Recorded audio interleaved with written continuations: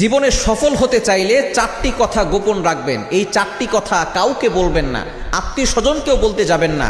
এই চারটি কথা যদি আপনি গোপন করতে পারেন তাহলে আপনি সাকসেসফুল ম্যান হতে পারবেন। সুতরাং এই চারটি কথা আপনি কখনো কাউকে বলবেন না। 1 নাম্বার, আপনার পরিকল্পনার কথা, আপনি যে প্ল্যান করেছেন এগুলো কাউকে বলবেন না। 2 নাম্বার হচ্ছে আপনার দুর্বলতার কথা কখনো কাউকে বলবেন না। 3 নাম্বার হচ্ছে আপনার কষ্টের কথা আপনি কখনো কাউকে বলবেন না। এবং 4 নাম্বার হচ্ছে মোস্ট ইম্পর্টেন্ট, সেটা হচ্ছে আপনি যেটা করছেন পরবর্তী যে পদক্ষেপ আপনার আছে সেটা আপনি কাউকে বলতে যাবেন না।